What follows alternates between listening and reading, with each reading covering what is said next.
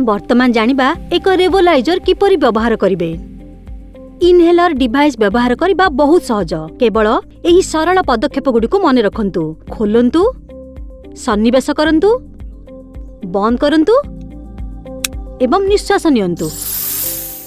रेवोलाइजर रो तीनोटी मुख्य अंश अछि। एक माउथ पीस, एक रोटाकैप कक्ष एवं एक बेस। रेवोलाइजर को एहार बेस को धरी आरंभ करंतु एवं दुईटी तीर मिलन नहेबा पर्यंत आपण माउथ पीस को खोलंतु। गोटे रोटाकैप नियंतु एवं एहाकू रोटाकैप कक्ष रे भर्ती करंतु। निश्चित करंतु जे रोटाकैप रे ट्रांसपेरेंट भाग तळपट को मुहाइछि। जे पर्यंत आपण एक क्लिक शब्द सुनंती से पर्यंत माउथ पीस को बंद करंतु। बसिथिबा किंबा छिड़ा होइतिबा बेले रिवोलाइजर व्यवहार करि परिबे, किंतु निश्चित करंतु जे आपणक मुंड सीधा अछि। संपूर्ण प्रश्वास छाड़ी दियंतु। माउथ पीस को दांत मझिरे रखंतु एवं चारि पाखरे ओटो को चापी रखी बंद करंतु, किंतु एहाकू कामुडंतु नाही।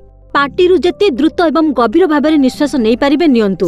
जदि एहाकू ठीक भाबे करूछंती तेबे रोटाकैप को रिवोलाइजर भितरे घुरुतिबा शब्द सुनिबे। रिवोलाइजर को पार्टीरु बाहर करंतु। 10 सेकेंड पई आपणकर निश्वास को धरी रखंतु किंबा जे पर्यंत आपण आराम रे रखि पारिबे रखंतु एवं तापरे साधारण भाबरे निश्वास नियंतु। प्रत्येक डोज नेबा परे पार्टी को पानी रे कुली करी पानी को फोपाडी दियंतु। जदि रोटाकैप कक्ष रे पाउडर बाकी अछि, उपरोक्त पदक्षेप गुडी को पुनरावृत्ति करंतु एवं पुणी थरे निश्वास नियंतु।